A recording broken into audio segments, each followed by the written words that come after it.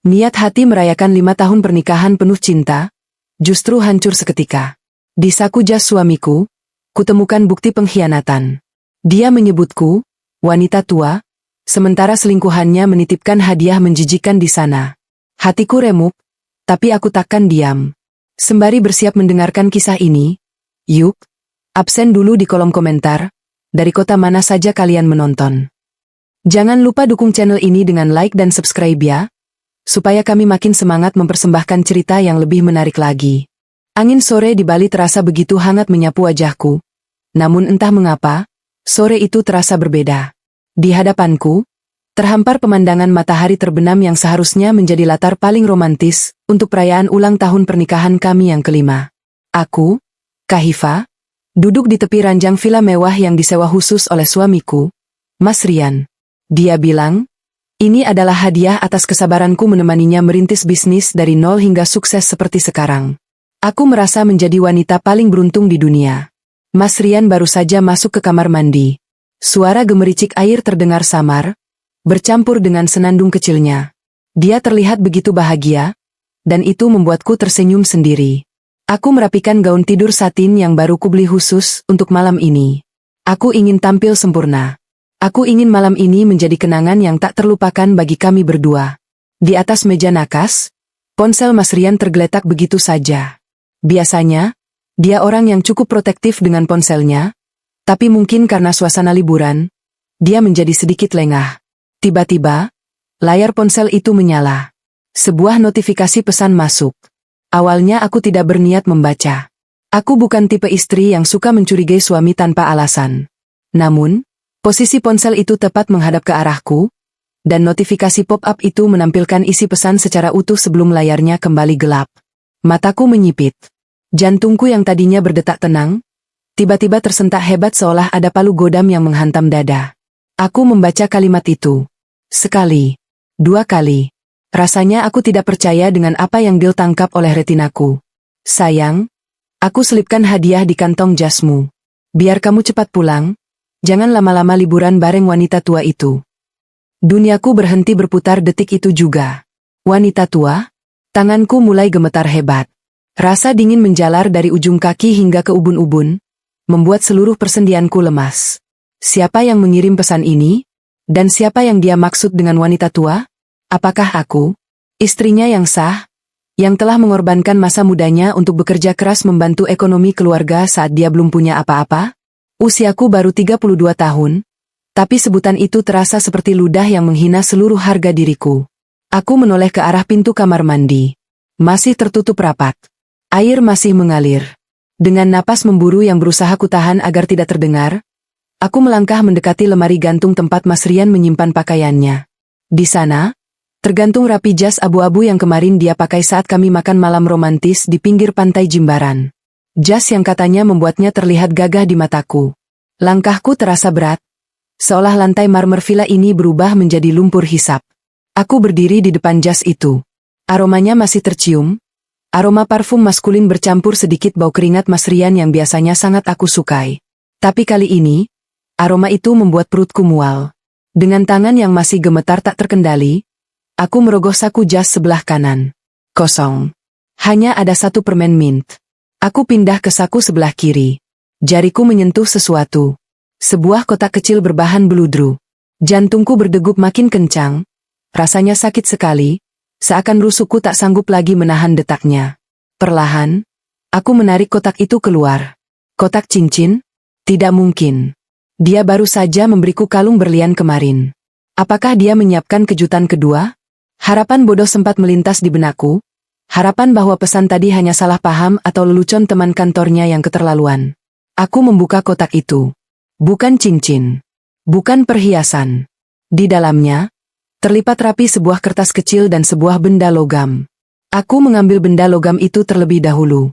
Itu adalah sebuah kunci. Kunci apartemen dengan gantungan kunci berbentuk hati berwarna merah muda norak. Lalu, aku membuka lipatan kertas kecil itu. Itu adalah hasil USG. Mataku membelalak. Di bagian bawah foto hitam putih yang buram itu, terdapat tulisan tangan dengan tinta merah. A letter is growing. Didi, pulanglah, kami merindukanmu. Darahku mendidih. Rasanya ada lahar panas yang menumpuk di kepala, siap meledak. Ini bukan sekadar perselingkuhan fisik. Ini adalah kehidupan lain yang disembunyikan Mas Rian dariku. Anak, dia menghamili wanita lain? Di saat kami sendiri masih berjuang untuk memiliki momongan selama 2 tahun terakhir ini, air mataku jatuh tanpa permisi. Bukan 1 atau 2 tetes, tapi aliran deras yang membakar pipi. Aku membekap mulutku sendiri agar isak tangis ini tidak terdengar. Rasa sakitnya luar biasa. Lebih sakit daripada saat aku kehilangan ibu 2 tahun lalu. Ini adalah pengkhianatan di atas pengkhianatan. Dia membawaku ke sini, ke pulau dewata yang indah ini, merayakan cinta kami, sementara di saku jasnya dia membawa bukti cintanya pada wanita lain. Wanita yang dengan lancang menyebutku, wanita tua. Aku melihat ke cermin besar di sudut kamar. Bayanganku terpantul di sana. Wajahku pucat, mataku merah. Apakah aku terlihat tua? Aku merawat diri, aku menjaga penampilanku demi dia. Tapi di mata selingkuhannya, dan mungkin di mata Mas Rian, aku hanyalah barang antik yang sudah usang dan membosankan. Suara gemericik air di kamar mandi berhenti. Kepanikan melandaku. Aku tidak boleh ketahuan. Belum saatnya. Jika aku mengamuk sekarang, Mas Rian pasti akan menyangkal, memutarbalikkan fakta, atau bahkan menyembunyikan aset-aset kami sebelum aku sempat menuntut hakku. Aku tahu liciknya dia dalam berbisnis, dan aku tidak mau kelicikan itu digunakan untuk melawanku. Dengan gerakan cepat yang didorong oleh adrenalin, aku memotret hasil USG dan kunci itu menggunakan ponselku sendiri. Aku pastikan fotonya jelas, terbaca tanggal dan namanya, meski nama pasien di USG itu disamarkan dengan inisial B. Setelah itu, aku mengembalikan semuanya ke dalam kotak beludru, dan memasukkannya kembali ke saku jas Mas Rian, persis di posisi semula. Aku berlari kecil menuju balkon, menghapus air mata dengan kasar, dan mencoba mengatur napasku yang tersengal-sengal. Aku harus tenang. Aku harus menjadi aktris terbaik malam ini. Pintu kamar mandi terbuka. Sayang, suara Mas Rian terdengar memanggil. Kamu di mana? Aku memejamkan mata sejenak, menarik napas panjang, lalu memutar tubuh menghadap ke arah suara itu. Aku di sini, Mas, jawabku. Suaraku terdengar sedikit parau, tapi aku berusaha menutupinya dengan senyuman. Senyuman palsu pertama yang kuberikan untuk suamiku, pria yang baru saja membunuh jiwaku tepat di hari ulang tahun pernikahan kami. Mas Rian muncul dengan hanya berbalut handuk di pinggang. Rambutnya masih basah, meneteskan air ke dada bidangnya. Dulu, pemandangan ini akan membuatku terpesona dan segera menghampirinya untuk memberikan pelukan hangat. Tapi sekarang, melihatnya membuatku merasa jijik. Aku membayangkan tubuh itu bersentuhan dengan wanita lain, wanita muda yang mengirim pesan kurang ajar itu. Kenapa di luar? Anginnya mulai kencang loh, katanya sambil berjalan mendekatiku. Dia melingkarkan lengannya di pinggangku dari belakang. Aroma sabun mandinya menyeruak, tapi kali ini tidak bisa menutupi bau kebohongan yang seolah menguar dari pori-porinya. Cuma cari udara segar, jawabku singkat, berusaha sekuat tenaga untuk tidak menepis tangannya. Tubuhku kaku. Kamu kok tegang banget? Masih capek perjalanan kemarin? Tanyanya, lalu mengecup bahuku. Kecupan itu terasa seperti sengatan lebah beracun. Iya, mungkin sedikit masuk angin. Aku beralasan, melepaskan diri dari pelukannya dengan berpura-pura mengambil gelas air minum di meja. Mas cepat ganti baju Gih, nanti kita telat reservasi makan malamnya. Mas Rian tersenyum, senyum yang selama ini kupikir tulus. Siap, bos. Malam ini aku mau pakai kemeja santai aja ya, biar lebih rileks. Aku menahan napas. Loh, bukannya Mas mau pakai jas yang kemarin lagi? Katanya suka banget sama jas itu. Pancingku. Aku ingin melihat reaksinya. Apakah dia ingat ada bom waktu di saku jas itu? Wajah Mas Rian berubah sedikit pias, sangat tipis, tapi karena aku sedang mengamatinya lekat-lekat, aku bisa melihat perubahan itu. Matanya bergerak gelisah ke arah lemari gantung. Enggak gerah kalau pakai jas terus. Lagian jasnya kan belum di laundry, bau asap rokok waktu kita lewat bar kemarin. Elaknya cepat. Terlalu cepat.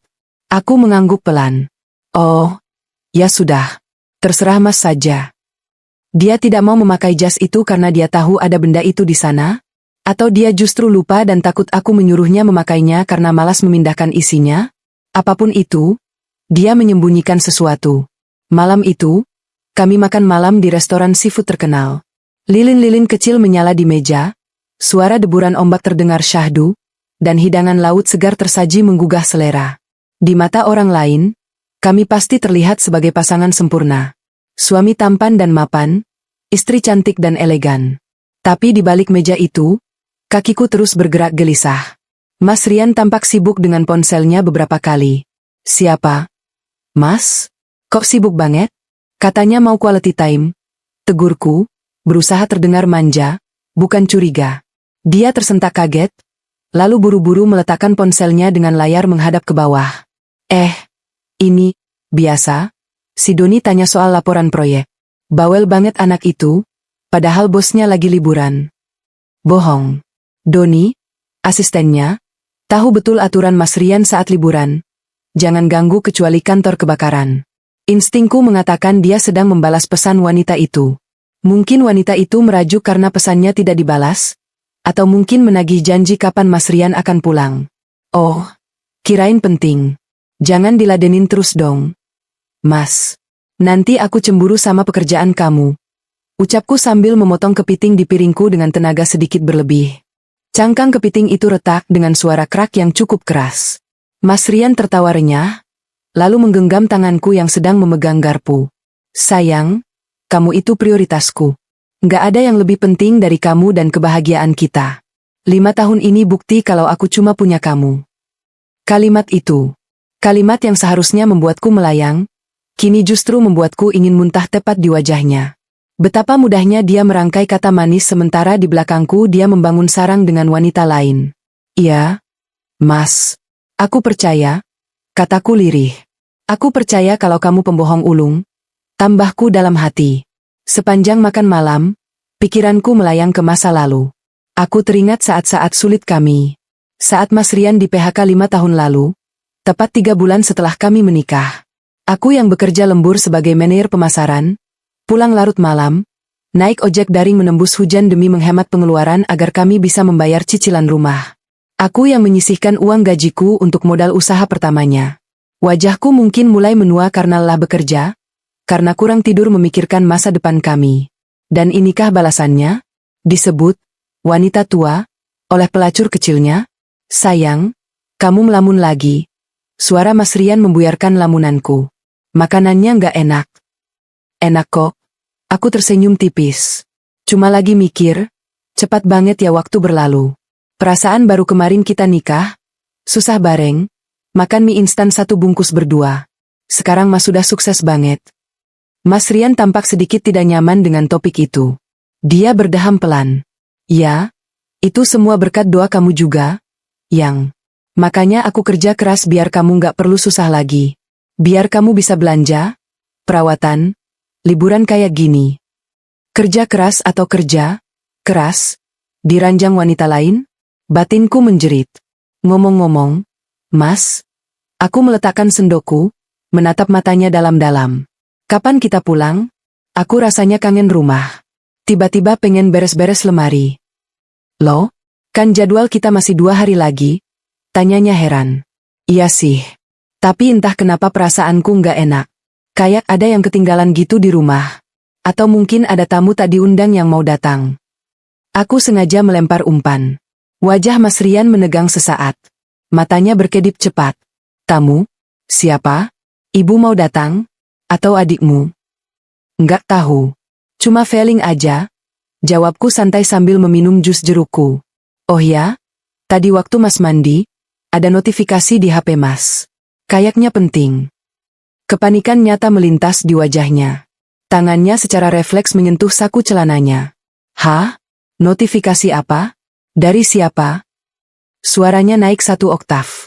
Nggak sempat baca jelas sih. Layar keburu mati. Tapi kayaknya soal hadiah atau apa gitu. Mas beli sesuatu? Tanyaku dengan wajah polos tanpa dosa. Mas Rian tampak menelan ludah dengan susah payah. Dia berusaha tertawa, tapi terdengar sumbang. Oh, itu spam mungkin. Atau iklan online shop. Biasalah, algoritma internet suka ngawur-nawarin barang. Oh, kirain hadiah buat aku lagi. Sindirku. Hadiah buat kamu kan udah? Kalung itu. Nanti kalau ada rezeki lagi, aku beliin tas branded yang kamu mau deh. Bujuknya, seolah aku adalah anak kecil yang bisa disogok dengan permen. Aku hanya tersenyum mengangguk. Dalam hati, aku sudah menyusun rencana. Aku tidak akan membiarkan liburan ini berakhir begitu saja tanpa aku mendapatkan lebih banyak bukti.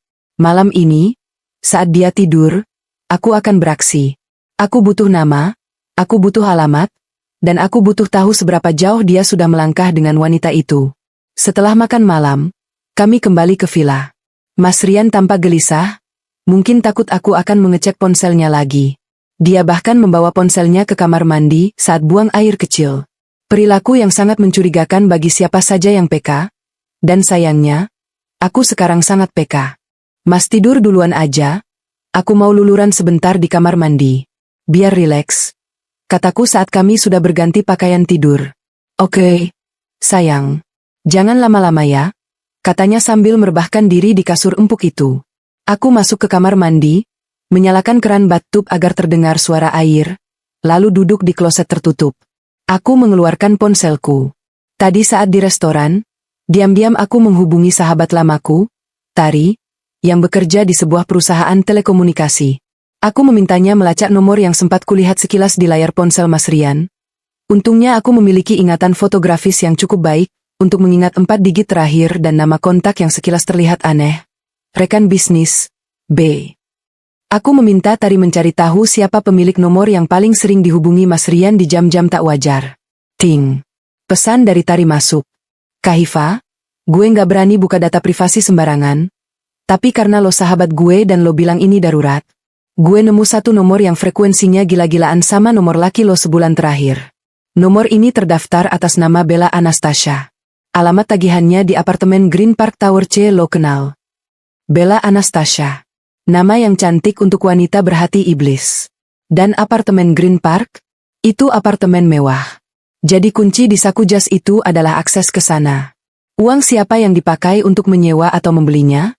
Tentu saja uang suamiku. Uang yang seharusnya menjadi hak kami, hak masa depan kami. Aku mencengkeram ponselku erat-erat. Air mata kembali menggenang, tapi kali ini aku menahannya. Tidak ada lagi air mata untuk malam ini. Yang ada hanyalah strategi. Aku keluar dari kamar mandi dengan wajah segar sehabis cuci muka. Mas Rian sudah tertidur pulas, mungkin efek kekenyangan dan wine yang dia minum tadi. Dengkur halus terdengar dari mulutnya. Dia terlihat begitu damai, seolah tidak ada dosa yang membebani pundaknya. Aku berjalan mengendap-endap ke sisi ranjangnya. Ponselnya diletakkan di bawah bantal. Susah untuk diambil tanpa membangunkannya. Maka, aku beralih ke target utamaku, jas abu-abu di lemari. Aku mengambil jas itu, mengeluarkan kunci dan hasil USG itu lagi. Kali ini, aku memeriksa jas itu lebih teliti. Di saku bagian dalam, aku menemukan struk belanja.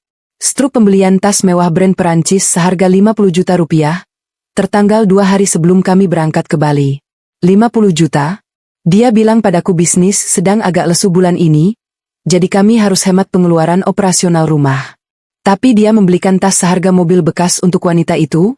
Dadaku sesak. Amarah ini bukan lagi sekadar api, tapi badai. Aku memotret struk itu sebagai bukti tambahan. Lalu, sebuah ide gila muncul di kepalaku. Aku tidak akan melabraknya sekarang. Aku akan bermain cantik. Aku mengambil lipstik merah menyala dari tas kosmetikku. Di balik kertas USG itu, di ruang kosong yang tersisa, aku menulis pesan balasan kecil dengan tulisan tangan yang kuusahakan mirip dengan tulisan wanita itu, namun dengan nada yang ambigu. Sabar ya, sayang. Nikmati waktu sisa bersamanya. Aku tunggu di sarang kita. Aku mengembalikan kertas itu ke saku jasnya. Biar dia bingung. Biar dia merasa diteror oleh hantu yang dia ciptakan sendiri. Besok, saat dia mengecek saku itu, dan aku yakin dia pasti akan mengeceknya saat ada kesempatan, dia akan bertanya-tanya, apakah selingkuhannya yang menulis ini sebelum dia berangkat? Atau, ada orang lain yang tahu? Ketakutan adalah senjata terbaik untuk membuat seseorang melakukan kesalahan. Dan aku akan menunggu Mas Rian melakukan kesalahan fatal itu. Perjalanan pulang dari Bandara Soekarno-Hatta menuju rumah kami di kawasan Pondok Indah terasa seperti perjalanan menuju neraka. Sepanjang jalan di dalam mobil Alphard yang dikemudikan sopir pribadi kami, Pak Ujang, Keheningan mencekik leherku. Mas Rian duduk di sebelahku, tapi pikirannya jelas tidak ada di sini. Matanya terus menatap layar ponsel, jarinya mengetik pesan dengan cepat lalu menghapusnya lagi, seolah ragu. Sesekali, ia melirik ke arah saku jas abu-abu yang kini tersampir di sandaran kursi depan. Jas itu. Jas terkutuk yang menjadi kotak Pandora bagi pernikahan kami. Aku tahu persis apa yang membuatnya gelisah. Tadi pagi, saat berkemas di villa, aku melihatnya mengecek saku jas itu secara diam-diam di kamar mandi. Wajahnya langsung pucat pasi saat melihat tulisan tambahan di kertas USG itu. Tulisan tanganku yang kubuat semirip mungkin dengan tulisan selingkuhannya. Sabar ya, sayang. Nikmati waktu sisa bersamanya. Aku tunggu di sarang kita. Dia pasti bingung setengah mati. Apakah Bella, nama wanita itu, benar-benar menulisnya? Atau ada orang lain? Ketakutan itu membuatnya tidak fokus. Bahkan saat sarapan terakhir di Bali, dia menumpahkan kopi ke kemeja putihnya karena tangannya gemetar. Mas, kamu sakit? Tanyaku memecah keheningan, berpura-pura perhatian. Dari tadi diam saja. Pucat lo mukamu. Mas Rian tersentak, hampir menjatuhkan ponselnya. Enggak. Cuma, agak pusing dikit. Mungkin jet lag atau masuk angin. Masuk angin kok keringat dingin begitu? Aku menyodorkan tisu. Nanti sampai rumah langsung istirahat ya. Jangan mikirin kerjaan dulu. Dia mengangguk kaku, mengelap dahinya yang berbintik keringat. Iya. Tapi, kayaknya aku harus mampir ke kantor sebentar deh. Ada berkas kontrak yang harus kutanda tangani hari ini juga. Klien penting. Aku tersenyum tipis, menyembunyikan seringai sinis. Kantor? Di hari Minggu sore begini? Alasan macam apa itu? Dia pasti mau menemui wanita itu untuk meminta penjelasan soal tulisan di kertas USG. Atau mungkin sekadar mencari pelarian karena stres. Minggu-minggu begini, emang ada staf yang masuk? Pancingku. Ada, si Doni lembur. Cuma sebentar kok. Janji. Habis itu aku langsung pulang. Suaranya terdengar memelas, sebuah taktik yang dulu selalu berhasil meluluhkanku. Ya sudah. Hati-hati ya, jawabku lembut. Begitu mobil berhenti di depan gerbang rumah mewah kami yang bergaya minimalis modern, Mas Rian bahkan tidak turun untuk membantuku membawa koper. Dia langsung pindah ke kursi depan, menyuruh Pak Ujang turun, dan mengambil alih kemudi. Aku pergi dulu ya, Kamu istirahat aja, katanya sambil tancap gas. Jas abu-abu itu dibawanya serta. Tentu saja, barang bukti itu tidak mungkin ditinggal. Aku berdiri di teras rumah besar yang terasa kosong ini. Rumah yang kami bangun dengan keringat darah. Dulu, aku ikut mengawasi tukang, memilih marmer, bahkan berdebat soal warna cat tembok demi menciptakan istana bagi keluarga kecil kami. Sekarang, istana ini terasa dingin. Seperti mausoleum. Begitu masuk ke dalam, aku tidak beristirahat. Adrenalinku memacu otak untuk bekerja cepat. Aku segera menuju ruang kerja Mas Rian di lantai 2. Ruangan itu biasanya terlarang bagi siapapun kecuali dia dan petugas kebersihan. Tapi sebagai istri, aku tahu di mana dia menyimpan kunci cadangan laci mejanya, di bawah pot tanaman kaktus hias di sudut ruangan. Klise sekali. Aku membuka laci mejanya. Berkas-berkas perusahaan berantakan di sana. Aku tidak mencari dokumen kontrak. Aku mencari jejak uang. Perselingkuhan butuh biaya. Apartemen mewah, gaya hidup hedonis, tas branded, semua itu butuh aliran dana yang tidak sedikit.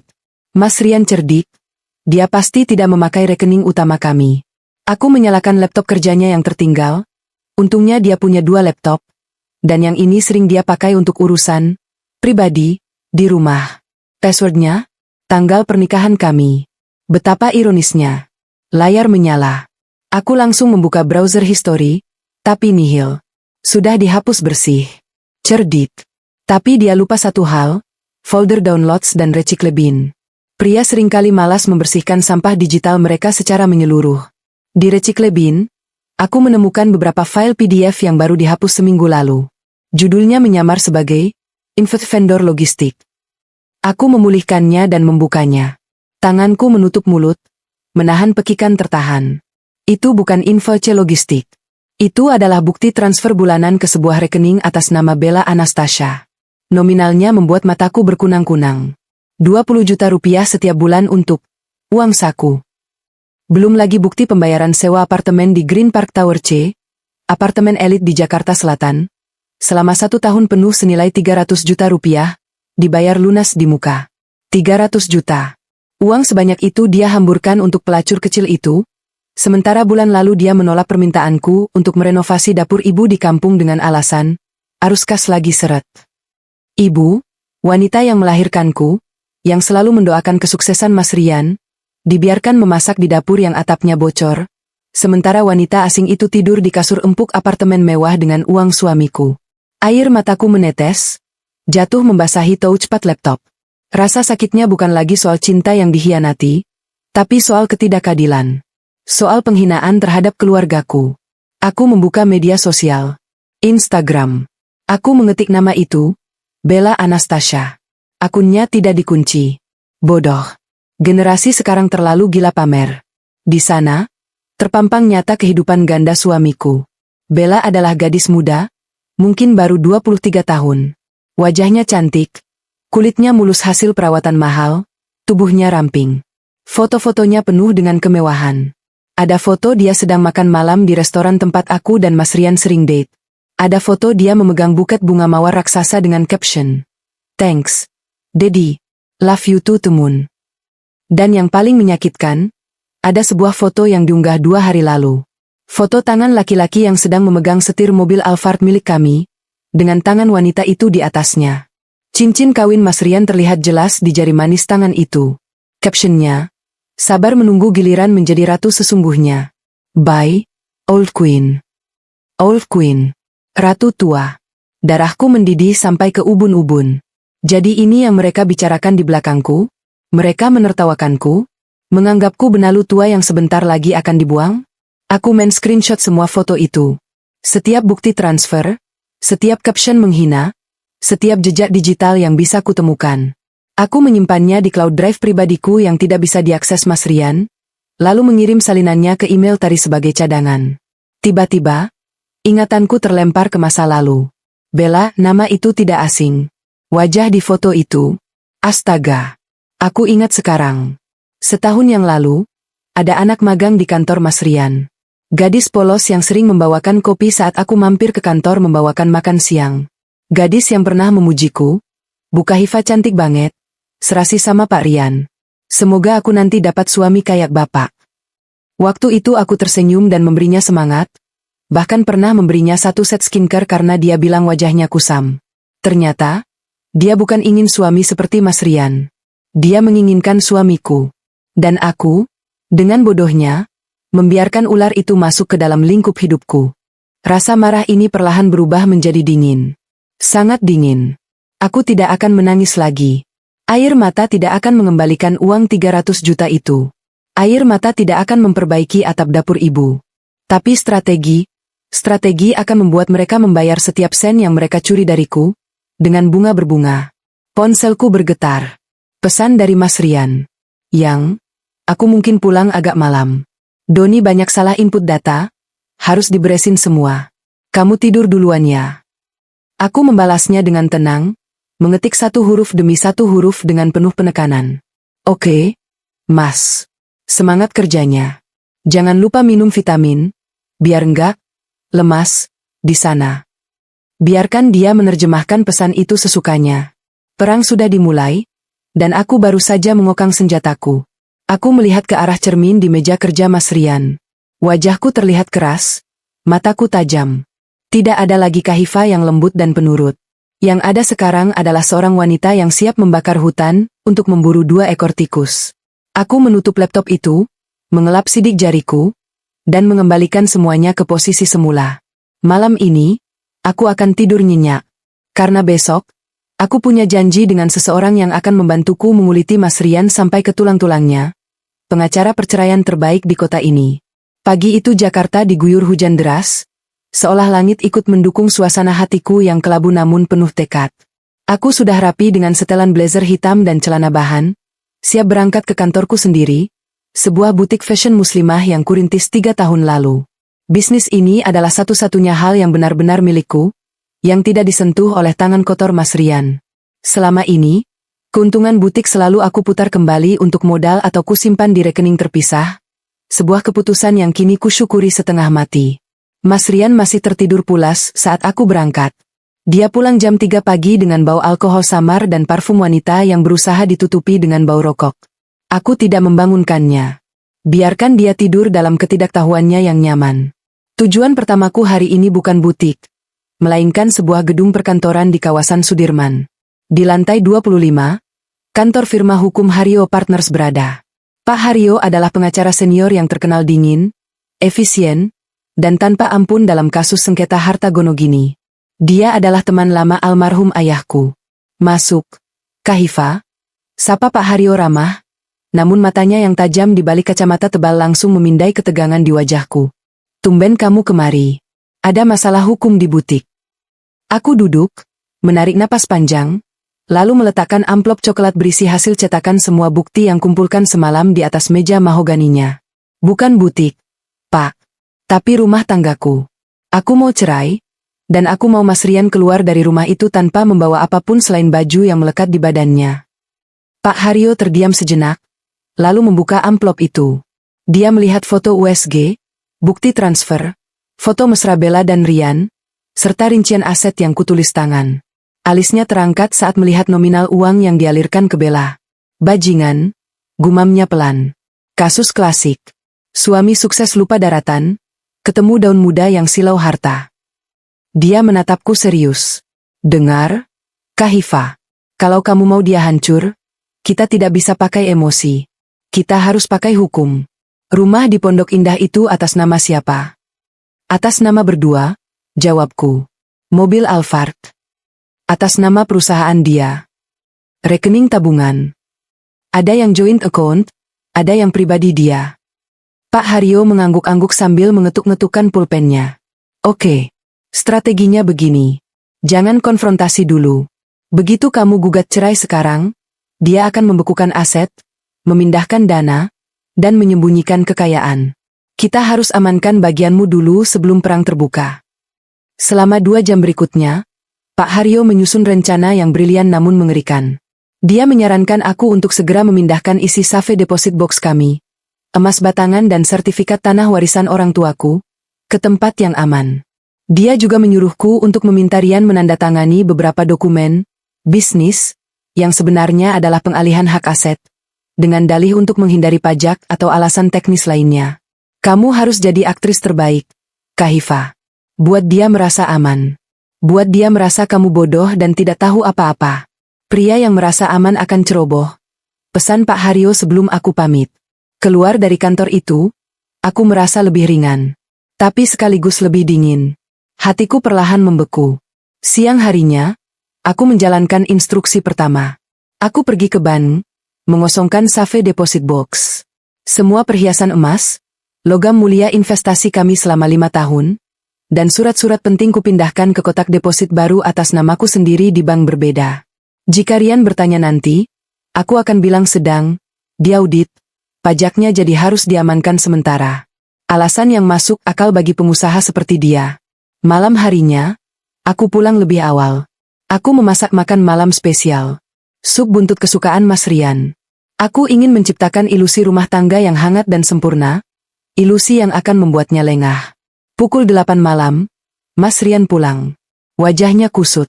Mungkin Bella lagi-lagi merajuk minta dinikahi, atau mungkin dia masih paranoid soal pesan di USG itu.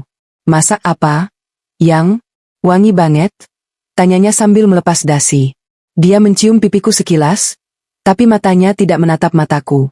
Sup buntut spesial. Mas pasti capek kan lembur terus kemarin? Ini buat nambah stamina, kataku sambil menyendokkan nasi ke piringnya. Kami makan dalam diam sejenak. Aku memperhatikannya. Dia makan dengan lahap, seolah tidak ada beban dosa. Betapa mengerikannya kemampuan manusia untuk bersandiwara. Mas, panggilku lembut. Dia mendongak, mulutnya penuh. Tadi aku ketemu Jeng Sari di butik. Kasihan lo dia. Aku memulai drama psikologisku. Kenapa? Suaminya ketahuan selingkuh sama sekretarisnya. Sekarang digugat cerai, terus suaminya dipecat dari kantor karena ternyata pakai uang perusahaan buat biayain selingkuhannya. Sekarang mereka bangkrut, dikejar-kejar debt collector. Aku menatap lurus ke matanya saat menceritakan kisah fiktif itu. Ngeri ya, Mas? Padahal dulu mereka kelihatan harmonis banget. Mas Rian tersedak. Dia terbatuk-batuk hebat, meraih gelas air dan meminumnya sampai habis. Wajahnya memerah. Pelan-pelan dong, Mas.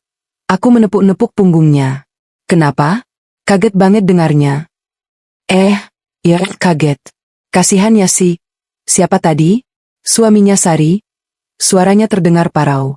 Iya, makanya jangan aneh-aneh kalau jadi suami. Betul banget. Aku sih bersyukur punya Mas Rian. Mas kan setia, jujur, dan bertanggung jawab. Nggak mungkin lah Mas kayak gitu. Iya kan? Tanyaku dengan nada polos yang mematikan. Mas Rian tertawa canggung. Haha, ya iyalah. Yang, aku kan sayang banget sama kamu. Ngapain cari penyakit? Syukurlah. Soalnya kalau sampai Mas kayak gitu. Aku menjeda kalimatku, mengambil pisau daging untuk memotong daging di piringku. Cahaya lampu ruang makan memantul di bilah pisau yang tajam itu. Aku nggak tahu bakal nekat ngelakuin apa. Mungkin aku bakal potong asetnya sampai habis. Aku tersenyum manis. Mas Rian menelan ludah. Dia menggeser duduknya, tampak tidak nyaman. Sindiranku mendarat tepat sasaran. Dia pasti merasa terancam, tapi tidak punya bukti kalau aku tahu. Ketidakpastian ini akan menyiksanya perlahan. Setelah makan malam, aku menyodorkan sebotol suplemen baru yang kubeli di apotek. Isinya hanya vitamin C biasa, tapi aku mengganti labelnya dengan tulisan bahasa asing agar terlihat eksklusif. Ini vitamin dari dokter temanku. Mas. Bagus banget buat vitalitas pria yang sering kerja keras. Diminum rutin ya tiap malam. Kataku. Oh ya? Makasih. Yang. Kamu perhatian banget. Dia mengambil botol itu. Iya dong. Aku mau Mas sehat terus. Biar bisa nemenin aku sampai tua. Kan kita mau menua bersama. Ya kan? Tekanan pada kata, tua, membuatnya berkedip. Kata itu, kata yang dipakai Bella untuk menghinaku. Malam itu, Mas Rian tidur dengan gelisah. Dia bolak-balik ke kamar mandi. Entah efek psikologis dari ceritaku, atau rasa bersalah yang mulai menggerogoti, kalau dia masih punya hati nurani. Sementara aku, berbaring di sebelahnya dengan mata terbuka lebar dalam gelap. Aku memikirkan langkah selanjutnya. Minggu depan adalah hari ulang tahun Mas Rian. Dia belum tahu, tapi aku sudah menyiapkan kado paling istimewa yang akan meledakkan hidupnya berkeping-keping. Bella ingin diakui? Baiklah, aku akan mengakuinya di depan semua orang. Aku akan memberikan panggung yang dia minta, tapi panggung itu akan menjadi tiang gantungannya. Sebelum tidur, aku mengirim pesan ke Pak Haryo. Aset aman. Mental target mulai goyah. Siap lanjut ke tahap 2, pesta. Aku memeluk guling, memunggungi suamiku. Nikmati tidurmu selagi bisa, Mas. Karena sebentar lagi, kamu akan bangun di mimpi buruk yang nyata. Jumat malam itu, langit Jakarta tampak cerah, kontras dengan gemuruh yang bergejolak di dadaku. Mas Rian bilang ada acara gathering tahunan dari Asosiasi Pengusaha Muda yang harus dihadirinya. Biasanya, dia akan beralasan, ini acara khusus anggota saja, atau, istri nggak perlu ikut, nanti bosan. Namun, kali ini berbeda. Undangan itu datang resmi ke rumah, tertulis jelas, Bapak Rian dan pasangan. Dia tidak bisa mengelak. Aku melihat kegugupan yang nyata di wajahnya saat aku mengatakan akan ikut. Tentu saja dia gugup. Karena di sana, di tempat di mana para pebisnis sukses berkumpul memamerkan pencapaian mereka, pasti ada dia. Bella. Aku menghabiskan waktu 2 jam di depan cermin. Bukan untuk memoles wajahku agar terlihat muda seperti gadis 20-an, tetapi untuk menonjolkan kelas dan keanggunan yang tidak bisa dibeli dengan kemudahan. Aku memilih gaun malam berwarna navy gelap berbahan sutra yang jatuh sempurna membalut tubuhku, memberikan kesan misterius namun mahal. Rambutku yang panjang kugulung ke atas dengan gaya cignon sederhana, membiarkan leher jenjangku terekspos, dihiasi kalung berlian, satu-satunya perhiasan asli yang tidak kumasukkan ke safe deposit box baru, karena ini adalah warisan dari ibu. Kamu cantik banget malam ini, Yang, puji Mas Rian saat aku menuruni tangga. Matanya menatapku dengan campuran rasa kagum dan takut. Jas yang dipakainya bukan jas abu-abu itu lagi. Dia sudah tidak pernah menyentuh jas itu sejak pulang dari Bali. Mungkin trauma, atau mungkin jijik. Makasih, Mas. Kamu juga gagah? Jawabku datar sambil merapikan dasinya. Siap ketemu kolega-kolegamu? Aku dengar banyak staf yang diajak juga ya untuk bantu-bantu panitia. Mas Rian menelan ludah. Iya, ada beberapa staf admin dan magang yang bantu registrasi. Tapi kita nggak akan banyak interaksi sama mereka kok. Kita di meja VIP. Baguslah. Aku malas basa-basi sama anak kecil. Sindirku halus sambil mengambil tas tanganku. Perjalanan menuju hotel bintang 5 di kawasan Senayan itu terasa singkat.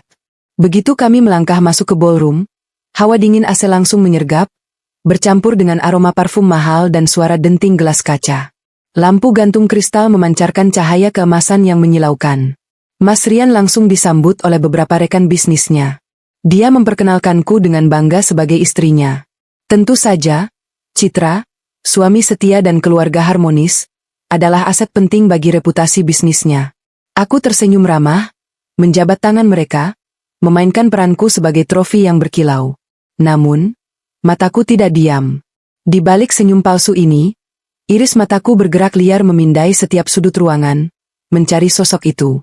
Sosok wanita yang telah menghancurkan duniaku. Dan di sanalah dia. Berdiri di dekat meja registrasi, mengenakan gaun merah menyala yang terlalu ketat dan terlalu pendek untuk acara seformal ini. Bella. Dia sedang tertawa dengan beberapa pria muda, memegang gelas koktail dengan gaya yang dibuat-buat agar terlihat elegan. Rambutnya digerai, make-upnya tebal. Dia cantik.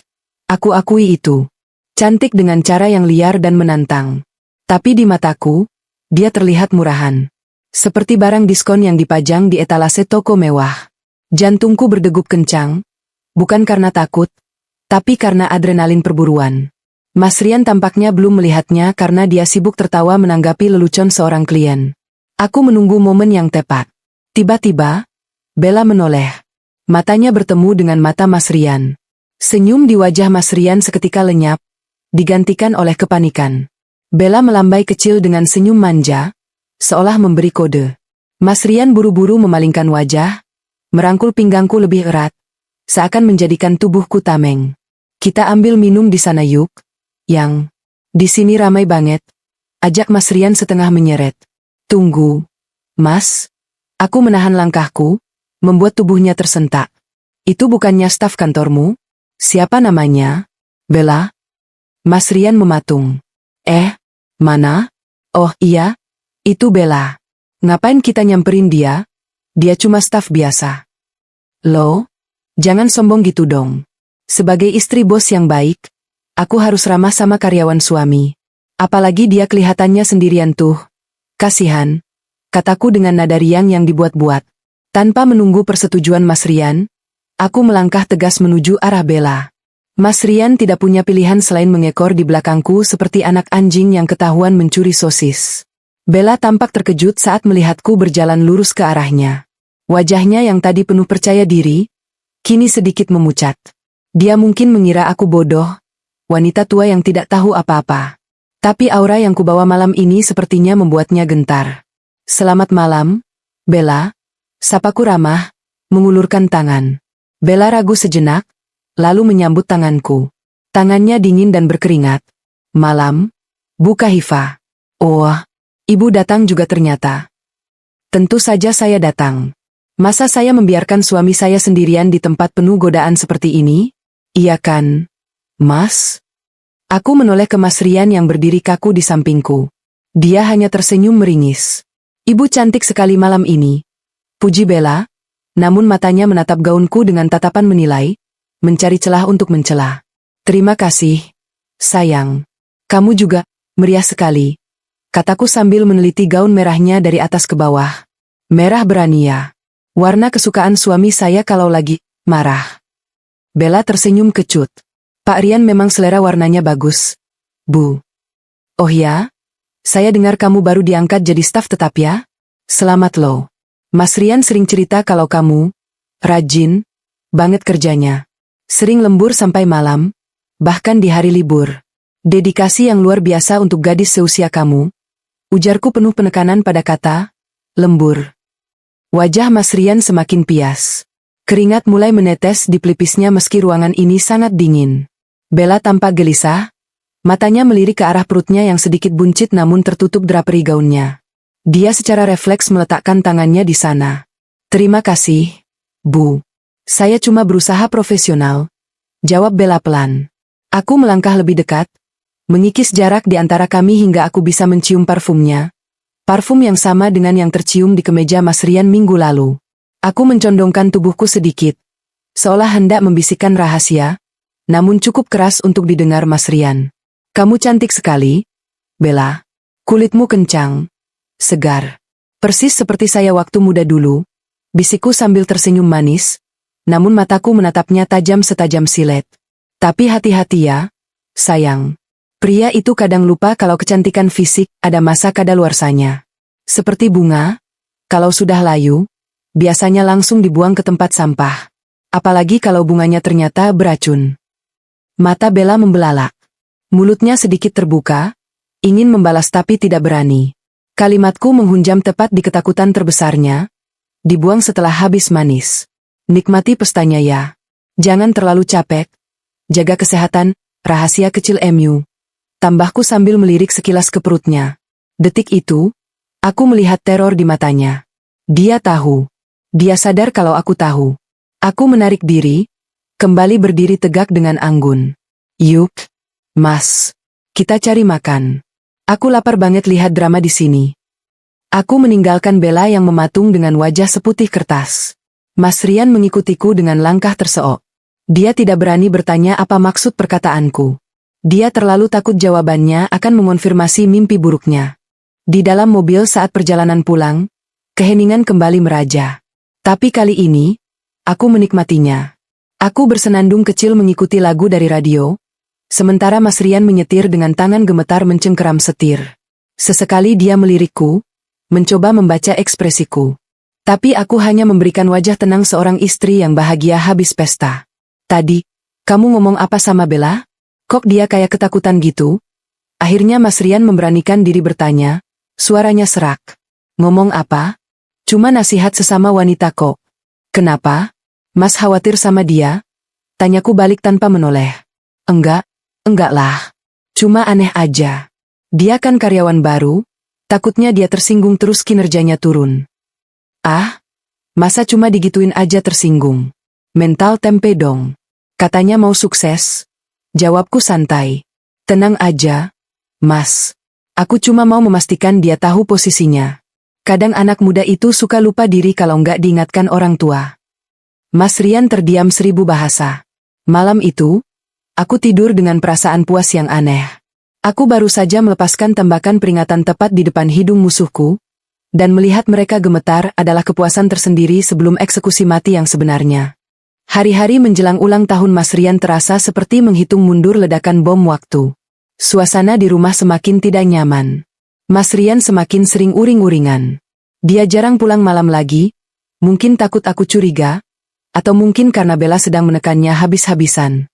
Pagi itu, aku sedang menyiram tanaman di balkon kamar ketika samar-samar mendengar suara Mas Rian berdebat di telepon dari dalam kamar mandi. Pintunya sedikit terbuka. Sabar dong, Bel. Kamu jangan nekan aku terus. Suara Mas Rian terdengar frustrasi, setengah berbisik tapi penuh emosi. Aku nggak bisa cerai sekarang. Aset-aset masih atas nama ganda. Kalau aku gugat sekarang, aku bisa miskin. Kamu mau hidup susah? Hening sejenak. Rupanya Bella di seberang sana sedang membalas dengan sengit. Iya, aku tahu perut kamu makin gede. Makanya aku bilang tunggu timing yang pas. Habis ulang tahunku. Oke? Habis proyek besar ini cair, aku bakal urus semuanya. Aku bakal singkirin si tua itu. Kamu percaya sama aku kan? Si tua itu. Tanganku yang memegang selang air meremas kuat hingga airnya berhenti mengalir. Sakit sekali mendengarnya langsung dari mulut pria yang pernah berjanji sehidup semati di depan penghulu dan orang tuaku. Ternyata di matanya, aku hanyalah penghalang yang harus disingkirkan. Tapi aku tidak menangis. Air mataku sudah kering. Yang tersisa hanya api dendam yang membara dengan tenang, biru dan mematikan. Baiklah, Mas, batinku. Kamu mau cerai habis ulang tahunmu? Aku akan kabulkan. Tapi dengan caraku, bukan caramu. Siang harinya, saat makan siang di rumah, Dia pulang makan siang, tumben sekali. Aku melancarkan seranganku. Mas, minggu depan kan ulang tahun kamu yang ke-39, kataku sambil menuangkan air putih ke gelasnya. Aku mau bikin syukuran kecil-kecilan di rumah ya. Mas Rian tampak ragu. Aduh, Yang, nggak usah deh. Lagi pusing kerjaan, males rame-rame. Kita makan malam berdua aja kayak biasa. Ya, kok gitu? Aku memasang wajah kecewa yang meyakinkan. Padahal ibu sudah nanyain lo. Keluarga besar juga mau datang mendoakan. Lagian, Mas kan baru dapat proyek besar, masa nggak syukuran? Pamali lo kalau pelit sama rezeki. Mendengar kata, keluarga besar, dan proyek, ego Mas Rian terusik.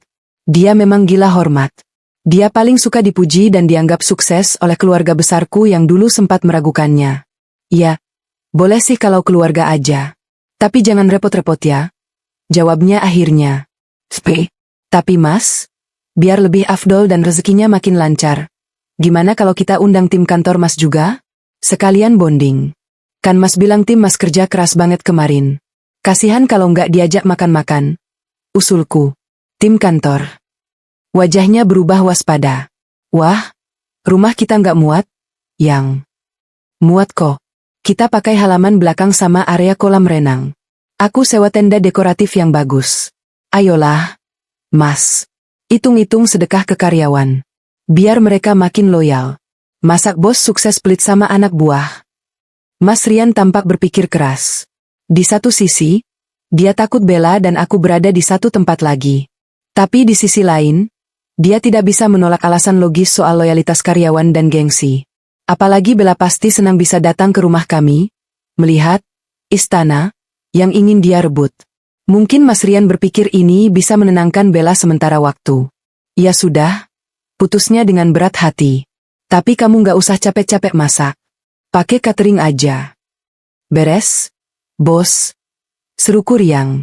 Begitu Mas Rian kembali ke kantor, aku langsung bergerak cepat. Aku menelepon event organizer langganan butikku. Aku memesan dekorasi yang mewah tapi elegan. Nuansa emas dan hitam. Aku ingin pesta ini terlihat seperti pesta kejayaan seorang raja, sebelum dia digulingkan. Tapi persiapan utamaku bukan soal makanan atau dekorasi. Persiapan utamaku ada di laptopku. Malam itu, aku begadang sampai jam 2 pagi. Mas Rian sudah tidur lelap. Setelah kupastikan dia meminum vitamin, khususnya. Aku duduk di ruang kerja, mengedit sebuah video presentasi. Biasanya, di pesta ulang tahun, istri akan memutarkan slideshow foto-foto masa kecil suami, foto pernikahan, dan momen-momen bahagia lainnya dengan iringan lagu romantis. Aku juga membuat itu. Aku menyusun foto-foto masa kecil Mas Rian yang lucu, foto pernikahan kami yang penuh haru, foto saat kami merintis usaha di ruko sempit. Semuanya kutata dengan rapi, diiringi lagu, Sempurna, dari Andra and the Backbone. Sangat menyentuh. Sangat romantis. Siapapun yang melihat bagian awal video ini pasti akan menangis terharu melihat betapa harmonisnya kami. Tapi, durasi video itu 10 menit. Di menit ke-7, transisinya akan berubah. Musik akan berhenti tiba-tiba, digantikan oleh suara rekaman yang sudah kuperbaiki kualitas audionya. Suara desahan manja dan panggilan, Dedi. Lalu, slide foto akan berganti. Bukan lagi foto kami, melainkan screenshot percakapan WhatsApp yang menjijikan itu. Foto USG dengan tulisan, A Little Secret. Foto Bella yang pamer tas Hermes dengan caption menghina, Old Queen. Bukti transfer ratusan juta. Dan pamungkasnya, video CCTV hotel, yang kudapatkan dengan membayar mahal seorang satpam hotel kenalan Tari, yang memperlihatkan Mas Rian dan Bella masuk ke dalam lift sambil berciuman panas. Tanganku gemetar saat mengeditnya, bukan karena sedih, tapi karena kegembiraan yang mengerikan. Setiap detik video ini adalah paku untuk peti mati reputasi Mas Rian. Aku membayangkan wajah orang tuanya, wajah mertuaku yang selama ini selalu membanggakan Rian sebagai anak soleh. Aku membayangkan wajah kolega bisnisnya. Dan yang paling penting, wajah Bella saat dia dipanggil ke depan panggung. Ini kado terindah buat kamu, Mas. Gumamku pelan sambil menekan tombol save. File itu kuberikan nama yang sangat manis. Perjalanan Cinta Rian. Aku menyimpannya di flash disk ganda. Satu untuk operator proyektor nanti, Satu cadangan di tasku. Aku tidak akan membiarkan kesalahan teknis merusak momen akbarmu. 2 hari sebelum acara, aku mengirimkan undangan digital ke grup WhatsApp kantor Mas Rian. Aku meminta tolong admin kantornya, yang kebetulan sangat menghormatiku karena dulu aku sering mentraktir mereka makan siang, untuk menyebarkannya. Aku pastikan semua orang diundang. Wajib datang. Dress code, putih. Aku ingin mereka semua memakai baju putih, melambangkan kesucian. Agar noda dosa Mas Rian dan Bella terlihat semakin kontras dan mencolok di tengah-tengah mereka. Bu Kahifa, Mbak Bella tanya apa dia perlu bawa pasangan? Tanya admin itu lewat pesan pribadi. Aku tersenyum miring membaca pesan itu. Bella, kamu pikir kamu bisa memamerkan pacar bayaran untuk menutupi jejakmu?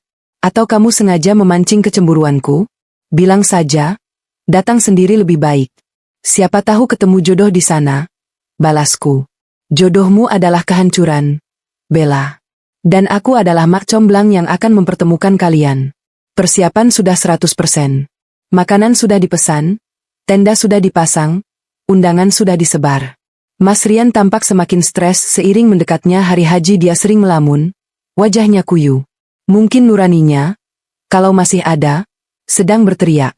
Atau mungkin dia hanya takut sandiwaranya terbongkar. Aku kok perasaannya nggak enak ya mau ulang tahun ini, keluhnya malam sebelum acara. Kami sedang duduk di ruang keluarga. Kenapa, Mas? Takut tua? Tanyaku sambil memijat bahunya. Pijatan yang kuat, seolah aku ingin meremukkan tulang belikatnya. Bukan, kayak ada firasat buruk gitu. Jantungku berdebar terus. Itu namanya excitement, Mas.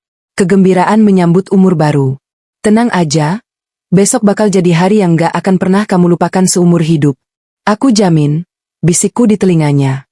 Mas Rian menoleh, menatapku dengan mata lelahnya. Makasih ya, Kahifa. Kamu memang istri terbaik. Maafin aku kalau selama ini aku banyak kurangnya. Permintaan maaf. Tumben sekali. Apakah dia merasa bersalah? Sayangnya, maaf saja tidak cukup untuk membayar pengkhianatan. Mas. Maaf tidak bisa menghapus tulisan, wanita tua, di kepalaku. Maaf tidak bisa mengembalikan kepercayaan yang sudah kau bakar menjadi abu. Sama-sama. Mas. Tidur Gih. Besok kan hari besar kamu. Kamu harus tampil prima di depan semua orang. Kataku lembut, mengusap kepalanya seperti mengusap kepala anak kecil yang akan dihukum esok hari. Dia pun tertidur. Aku menatapnya lama. Ini adalah malam terakhir kami tidur sebagai suami istri dalam definisi yang normal. Besok malam, rumah ini akan menjadi medan perang. Dan aku sudah siap berdiri di garis depan, memegang pemicu ledakan yang akan meluluhlantakkan segalanya. Selamat ulang tahun, suamiku. Hadiahmu sudah siap menanti di saku jas takdir. Malam itu, rumah kami di Pondok Indah bersinar terang benderang, seolah menantang langit Jakarta yang mendung. Mobil-mobil mewah berderet parkir di halaman depan hingga meluber ke bahu jalan.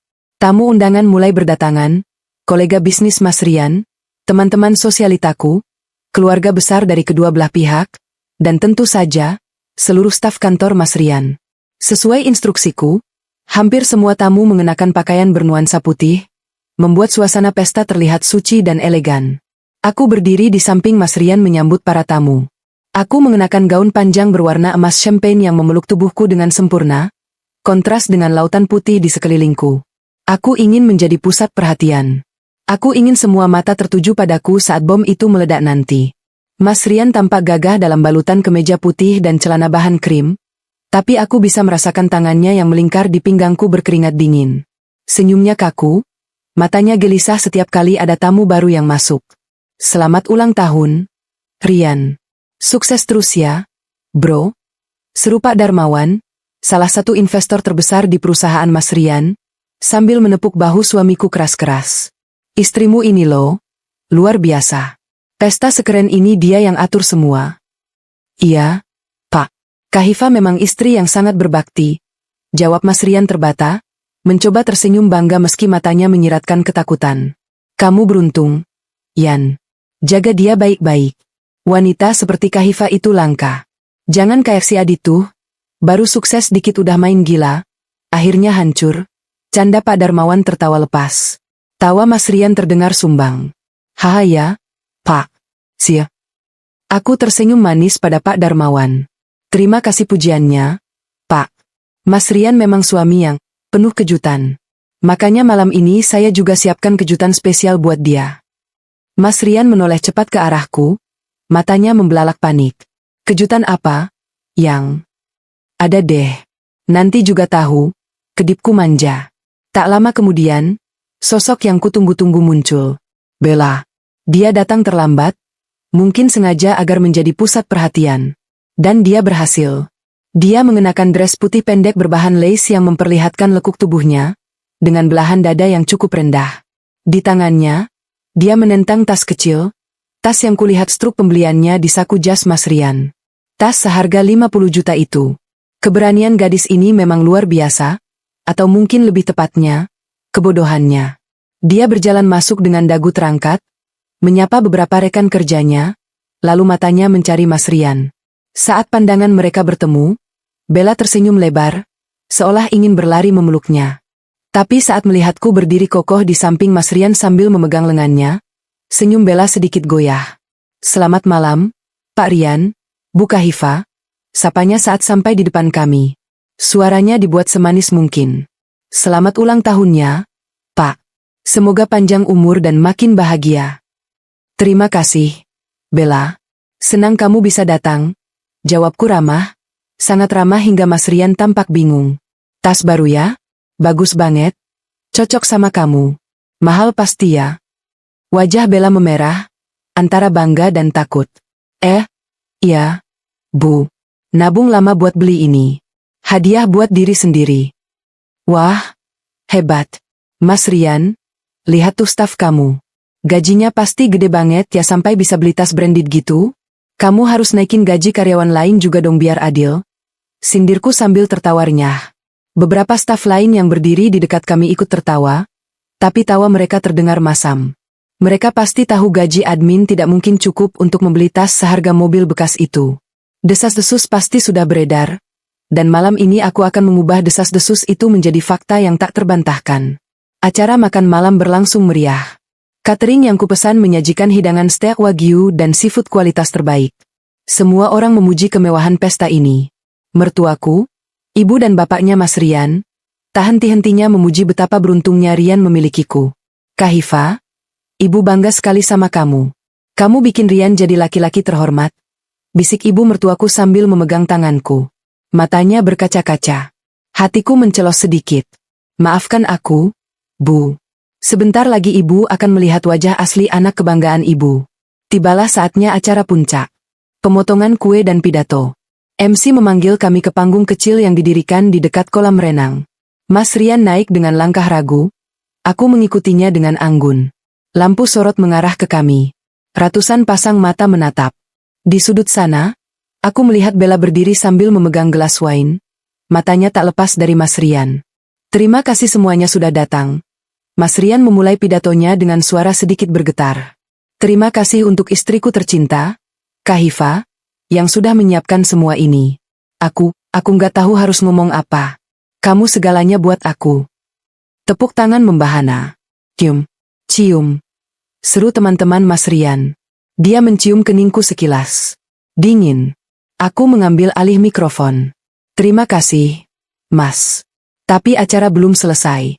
Sebagai istri yang setia mendampingimu selama 5 tahun ini, aku sudah menyiapkan sebuah video perjalanan cinta kita. Anggap saja ini kilas balik sebelum kita melangkah ke babak baru kehidupan kita. Aku memberi isyarat pada operator di belakang. Lampu dipadamkan. Layar proyektor besar di belakang kami menyala. Video dimulai. Lagu, sempurna, mengalun lembut. Muncul foto-foto pernikahan kami. Foto saat kami berbulan madu di Lombok. Foto saat Mas Rian wisuda S2 yang kubiayai dengan tabunganku. Foto saat kami meresmikan kantor pertamanya. So sweet banget. Terdengar gumaman para tamu wanita. Mas Rian tampak sedikit lega, bahunya turun. Dia tersenyum melihat kenangan itu, mungkin berpikir aku benar-benar masih mencintainya. Menit kelima berlalu. Foto berganti menjadi foto kami di Bali minggu lalu. Foto selfie di pantai. Lalu, tiba-tiba musik berhenti dengan efek suara piringan hitam tergores. Layar menjadi hitam selama 3 detik. Hening. Semua orang bingung. Rusak ya? Bisik seseorang.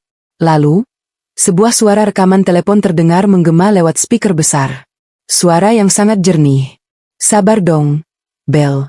Kamu jangan nekan aku terus. Aku bakal singkirin si tua itu habis ulang tahunku.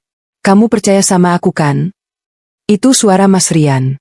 Wajah Mas Rian di sampingku berubah pucat pasi, seputih kapas. Mulutnya terbuka tapi tidak ada suara yang keluar. Tamu undangan mulai kasakusuk. Di layar, muncul screenshot percakapan WhatsApp yang diperbesar.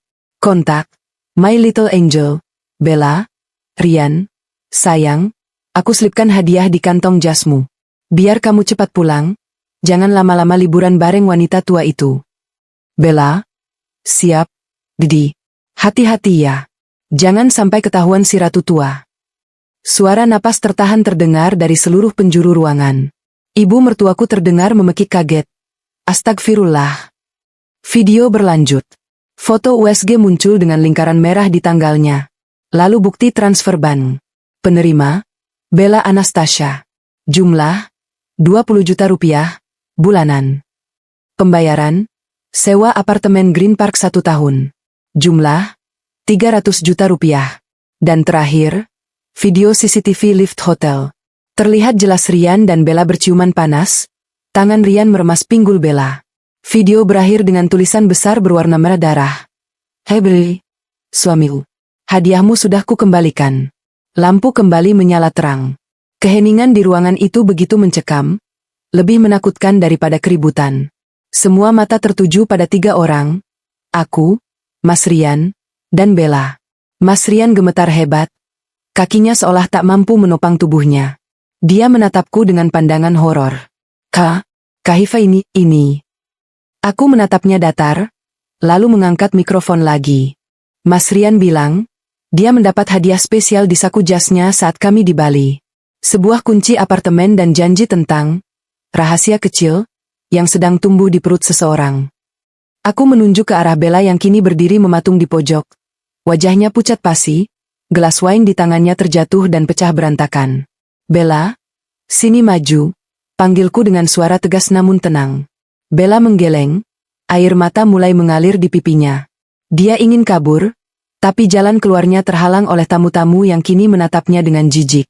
Maju, bentakku. Suaraku menggema. Dengan gemetar, Bella berjalan mendekat, didorong oleh tatapan menghakimi orang-orang. Aku merogoh tas kecilku, mengeluarkan kotak bludru itu. Aku mengambil kunci apartemen dengan gantungan norak itu dan melemparkannya ke kaki Bella. Ambil kuncimu, kataku dingin. Dan ambil laki-laki ini. Aku sudah tidak butuh sampah di rumahku. Kahifa, dengar dulu. Mas Rian mencoba meraih tanganku, tapi aku menepisnya kasar. Jangan sentuh aku, teriakku. Aku berbalik menghadap mertuaku yang kini menangis histeris di pelukan bapak. Ibu, bapak, maafkan Kahifa. Kahifa sudah berusaha menjadi istri yang baik. Tapi anak bapak dan ibu lebih memilih wanita yang dia sebut malaikat kecil, ini daripada istri yang menemaninya dari nol. Kahifa pamit. Rian, apa yang kamu lakukan? Bapak mertuaku berteriak, wajahnya merah pada menahan murka. Dia berjalan cepat ke panggung dan klak, sebuah tamparan keras mendarat di pipi Mas Rian. Tamparan dari ayahnya sendiri di depan ratusan orang. Rian terhuyung, memegang pipinya. Harga dirinya hancur lebur malam itu. Para investor dan kolega bisnis mulai berbisik-bisik. Beberapa langsung pergi dengan wajah kecewa. Reputasi bisnis dibangun bertahun-tahun, hancur dalam 10 menit. Aku turun dari panggung dengan langkah tegap, melewati Bella yang kini menangis sesenggukan di lantai sambil memungut kuncinya. Aku berhenti sejenak di sampingnya. Selamat, kamu menang, bisikku. Kamu dapat Rian. Tapi ingat, kamu dapat Rian yang sudah tidak punya apa-apa. Karena semua aset berharga, sudah kuamankan. Good luck bayar sewa apartemenmu bulan depan. Aku berjalan keluar dari gerbang rumah megah itu tanpa menoleh lagi. Di belakangku, pesta ulang tahun itu berubah menjadi neraka. Tapi di depanku, jalanan Jakarta yang basah oleh hujan terasa begitu melegakan. Aku bebas. 3 bulan kemudian, bunyi ketuk palu hakim di Pengadilan Agama Jakarta Selatan terdengar seperti musik terindah di telingaku. Memutuskan, Mengabulkan gugatan penggugat untuk seluruhnya. Menjatuhkan talak 1 Bain Sugra tergugat Rian Pratama terhadap penggugat Kahifah. Selesai. Resmi. Aku bukan lagi istri Rian Pratama. Rian duduk di kursi tergugat dengan kepala tertunduk. Penampilannya berantakan. Kemejanya kusut, rambutnya agak panjang tak terurus, dan ada lingkaran hitam tebal di bawah matanya. Dia terlihat 10 tahun lebih tua. Setelah sidang ditutup, dia mencoba menghampiriku di lorong pengadilan. "Kak, tolong." Suaranya parau, memelas. "Aku hancur. Perusahaan memecatku karena skandal penggelapan uang itu. Investor semua tarik diri. Aku sekarang ngekos di petakan daerah pinggiran." Aku menatapnya, tapi anehnya, tidak ada lagi rasa sakit atau benci. Hanya rasa kasihan. Kasihan melihat betapa rapuhnya seorang pria yang dulu begitu sombong. "Itu konsekuensi, Rian," jawabku datar. "Bella ninggalin aku." "Eva," ceritanya tanpa diminta, air matanya menetes. "Begitu tahu aku bangkrut dan dipecat, dia pergi. Dia bilang gak mau hidup susah. Dia gugurkan kandungannya. Dia jahat." Aku tertawa kecil. Tawa miris. "Dia tidak jahat, Rian. Dia cuma realistis. Dia mencintai uangmu, bukan kamu. Dan sekarang uangmu habis. Apa yang kamu harapkan?" "Maafin aku, kita bisa mulai lagi dari nol kan? Aku janji bakal perbaiki semuanya. Aku kangen masakan kamu. Aku kangen rumah kita." Dia mencoba meraih tanganku. Aku mundur selangkah, menjaga jarak. "Rumah itu sudah kujual minggu lalu, Rian. Uangnya kugunakan untuk memberangkatkan ibu dan bapakku umroh VIP, dan sisanya untuk modal ekspansi butikku ke Malaysia," kataku tenang. "Dan soal mulai dari nol, silakan kamu mulai sendiri. Aku sudah lulus dari masa-masa susah itu. Aku tidak mau mundur ke belakang." "Eva, jangan hubungi aku lagi. Pengacara Pak Haryo yang akan mengurus sisa pembagian harta Gonogini. Kalau memang masih ada sisa utangmu yang harus kubantu lunasi demi nama baik." Aku membalikan badan, melangkah pergi meninggalkan pria asing itu. Di luar pengadilan, Pak Ujang, sopir setiaku yang memilih ikut denganku daripada Rian, sudah menunggu dengan mobil SUV baruku. "Ke bandara ya, Pak," pintaku saat masuk ke mobil. "Siap, Bu Kahifah. Jadi liburan ke Turki?" tanya Pak Ujang sumringah. "Jadi dong, Pak. Saya butuh reward setelah kerja keras bersih-bersih sampah 3 bulan ini," jawabku sambil tersenyum. Di dalam mobil, aku mengecek ponselku. Ada notifikasi dari Instagram. Akun gosip memposting foto Rian yang sedang makan di warteg dengan caption, "Dulu bos besar, sekarang melarat akibat pelakor. Karma is real." Aku tidak menekan tombol like. Aku hanya menggeser layar, lalu memblokir akun itu. Aku sudah tidak peduli. Itu bukan lagi ceritaku. Pesawat business class yang kutumpangi lepas landas 2 jam kemudian. Aku duduk di dekat jendela, memegang gelas jus jeruk dingin. Di bawah sana, Jakarta terlihat kecil. Segala drama, air mata, dan pengkhianatan itu kini terlihat tak berarti dari ketinggian ini. Aku melihat pantulan wajahku di jendela pesawat. Goresan halus di sudut mata memang ada, tanda usiaku yang sudah 32 tahun. Tapi mataku bersinar. Kulitku cerah karena perawatan rutin yang kini bisa kunikmati tanpa rasa bersalah. Siapa yang bilang aku wanita tua? Aku adalah wanita matang, kaya, mandiri, dan yang paling penting, aku bebas. "Permisi, Nyonya, mau tambah minumnya?" tanya seorang pramugara muda yang tampan dengan sopan. Aku menoleh, tersenyum padanya. "Boleh. Dan panggil saja Kahifah. Saya belum setua itu kok." Pramugara itu tersenyum tersipu. "Tentu, Mbak Kahifah. Anda terlihat sangat mempesona hari ini." Aku menyandarkan punggungku ke kursi empuk itu, menutup mata, dan menarik napas panjang. Aroma kebebasan ini sungguh memabukkan. Liburan yang sebenarnya baru saja dimulai.